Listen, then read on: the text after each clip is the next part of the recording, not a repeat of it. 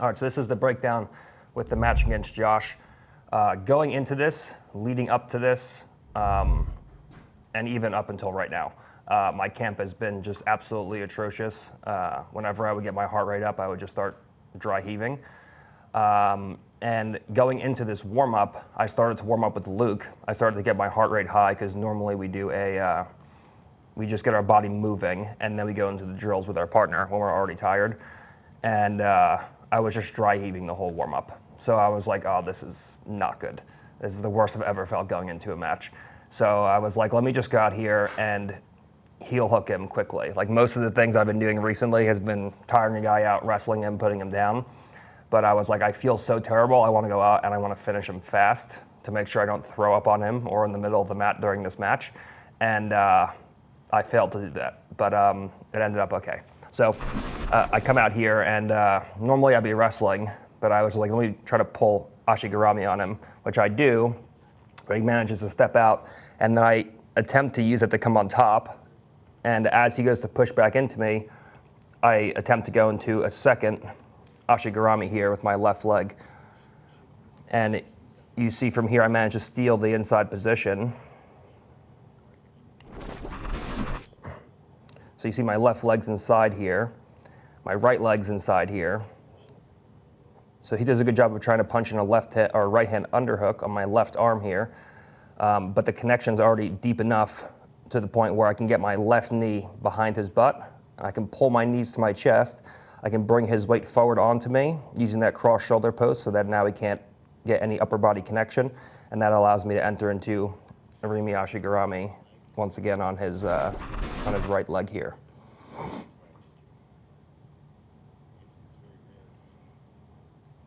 And so now I'm trying to bring everything across, trying to heel hook him, and he rolled out. And now I was like, if I'm not going to be able to heel hook him right away, I may as well just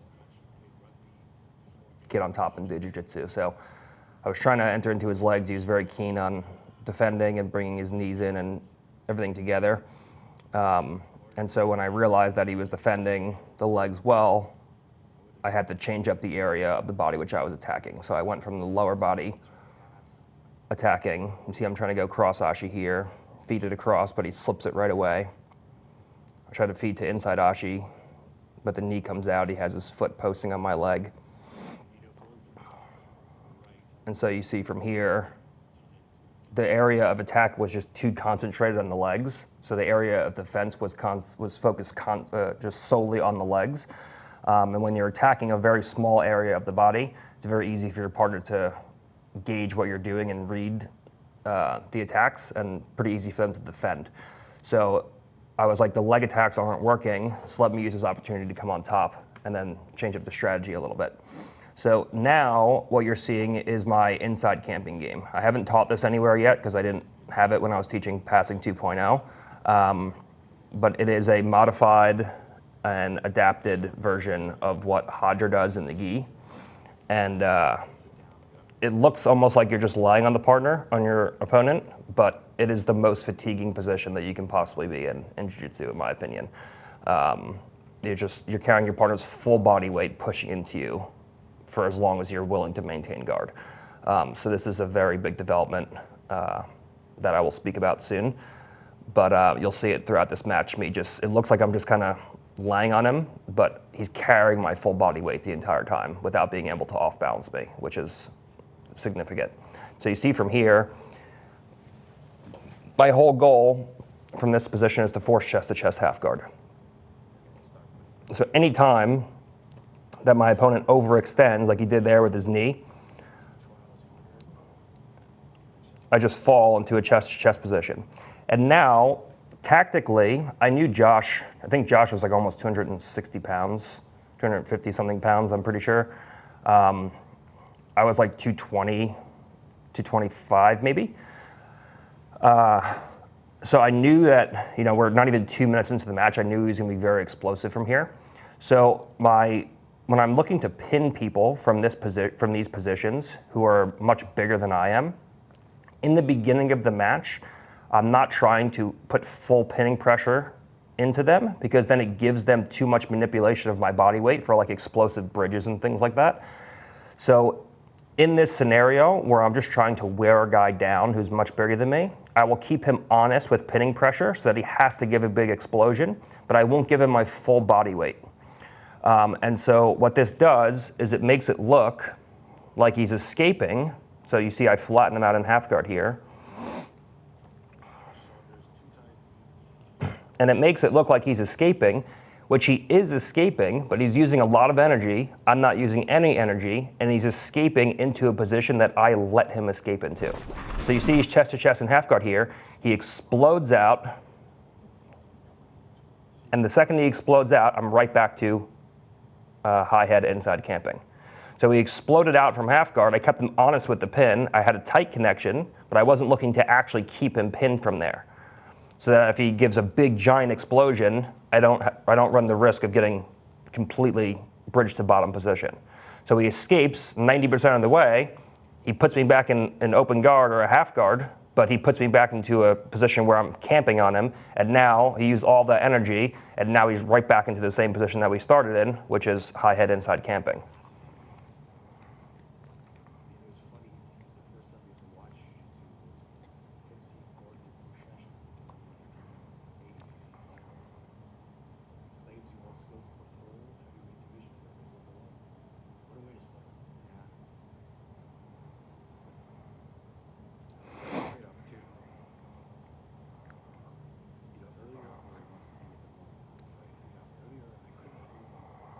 You see here his frames are just carrying all of my body weight, pushing forward into him.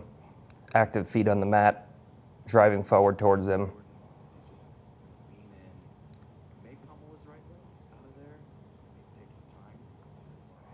You see he tried to explode up from there.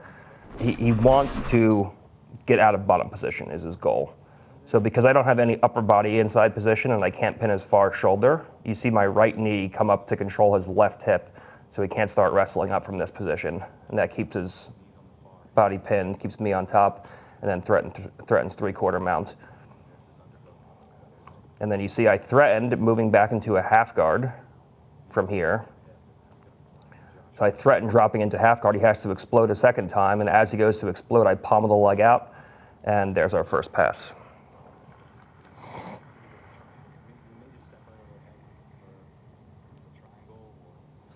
And you see now that I'm past, now he's not carrying my body weight on his frames, he's carrying it chest to chest, but there's not tension. He can kind of relax from this position. So you see one thing that I'm gonna look to do, which I do very commonly now, is I'm gonna look to backtrack into his legs. And backtracking is where I purposely let him think he's escaping to put me back in some kind of guard where then he's having to carry my body weight again and maintain the guard. So you see from here, first I go double underhooks. I pommel double underhooks in. And then I use that left hand near side underhook to go into a shin pin over his bicep. Now I have mounted crucifix on him. But he does a good job recovering.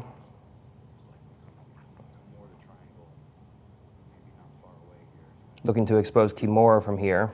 Do you think you would use the Kimura to You certainly could. I mean, it depends on how it's locked up. And he's still very strong, very explosive from these positions. So my whole thing was to use dynamic pinning to make him move, to get him a little bit more tired before I actually went for a submission.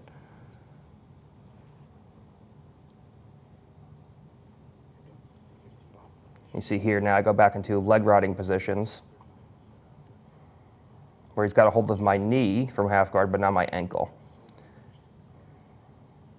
And you see now I put my leg back into half guard purposely. So you see right there, instead of fighting to stay in side control, I open up my right ankle and I give him back, my left ankle, and I give him back the ankle.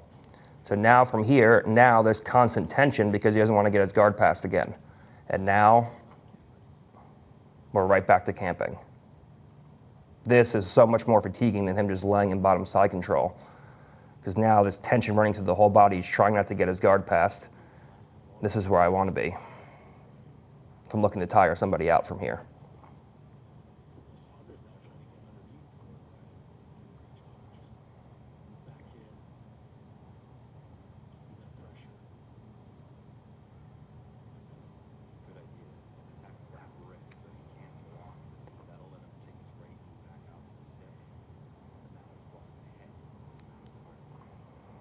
Get to the overback, looking to climb up the body.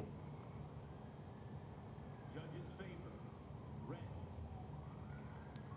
Surprise here, Gordon Ryan ahead on the judges' favor.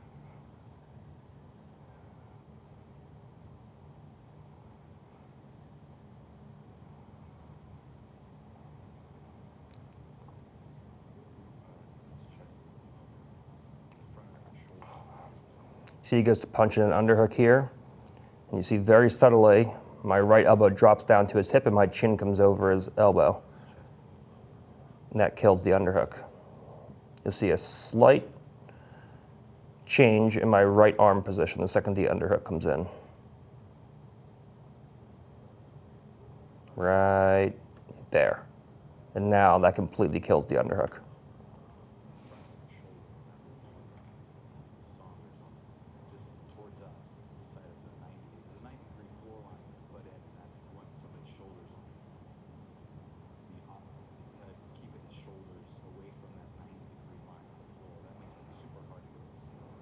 And now we're back to half guard. In position of shoulder pressure. Just like you're struggling with the camping, and then you're pushing away, and then you're like, this is too much energy, let me relax. And your relaxed position is now your chest to chest and bottom half guard. And again, keeping him honest with the pin, but not really giving him too much of my body weight. We're still not even 5 minutes in yet. Or no, we're just over 5 minutes in. And from here, he's still strong. Guys are still strong until about the 10-minute mark. So keeping him honest, but letting him explode out, letting him use that energy. And now, right back to camping. Constant pressure forward. Now we're back chest to chest half guard. Yeah, it does where it's going to work for sure. He's using his knees a little bit, which is good. That's definitely going to break down. Saunders is a big human, but Gordon is a small guy. 225 does have to use his weight like a 500 pound guy. Bring Haley up races to heavy on top of him, bench pressing off. I think they have this one.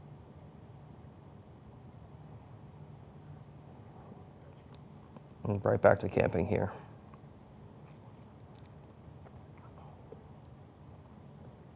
Now the legs are crushed together. And you see pommel with the leg. As those two knees get crushed together, you see my right leg pommel up and over. So now he has no meaningful connection with his legs. And now he has to fight, and I backtrack into the leg. So he explodes. Because when this happens, there's a red flag going off in the bottom man's head, like, oh man, my guard's about to get passed. So he freaks out, puts me back in guard, and I said, okay, no problem, have half guard again. Now we're right back to camping. Now we're chest to chest and half guard. Now he explodes again. And we hip switch pass, and now we're into outside camping. Saunders did a good job of putting his foot on top of the knee like that, so that's actually nice. It's rooted to the floor. And he did a good job with putting that self-frame on his knee with his right foot. I hadn't actually seen that before. What I should have done, I played with it the day after, is I should have used my right knee to come up under the ankle and clear that grip so I could start pushing his knee away from his chest. But instead I made the decision to start threatening passing into north-south until he moved out and away. And then now, as he went to explode, now he's, for the last 6 minutes, he's been worried about attacks in the upper body. So now he's not worried about the legs, and now this is the perfect time to go back into the legs, get a deep connection, and because the fences weren't focused on the legs, I have a perfect cross-hashi entrance from here, where now I can start going into my attacks. He's gonna press with this leg lock. So you see, sitting him down here, I have good control, I'm hip to hip. And we're about the halfway mark. A little bit more than the halfway mark of the match here. He's doing the right thing, but trying to get the hip high. And I'm still about to throw up this whole entire time that this is happening. So I'm like, okay, this is my chance now. So we pass it across. And now the whole thing from here is Josh wants to start heel slipping. So right away, I have a good bite, and you see that leg is turning white, that the ashigarami is so tight here. You see from here, as he goes to start heel slipping, I point my knees slightly left to expose the heel. My right knee from here stays slightly off the ground. That exposes the heel. Now, once I lock it and I'm ready to break, I'm ready for an explosive turn to Josh's right, my left. So his escape is by turning out to his right. My defense is by pointing my ashigarami in the opposite direction of his escape. So he wants to turn right. I want to point my knees out left, which means I have to bring my right knee to the floor. So as I go to break, you see that right knee connect to the floor. And now you see the hips coming in to his knee. You see the whole leg turning white because the ashigarami is so tight above that. And then you see the hands here lock up, and the hands were actually pretty low, and I was like, the ashigarami is tight, so I'm going to test him. It was palm to palm. If he hadn't tapped there, I was going to pull the hands up and then readjust to a wrist to wrist and bring the chin down tight. But his ankle already started popping here, and then he just tapped, and that was the end of that match. So good showing overall. I watched the match a few times, but I hadn't watched it in depth like that, so I'm glad that I looked better than I felt.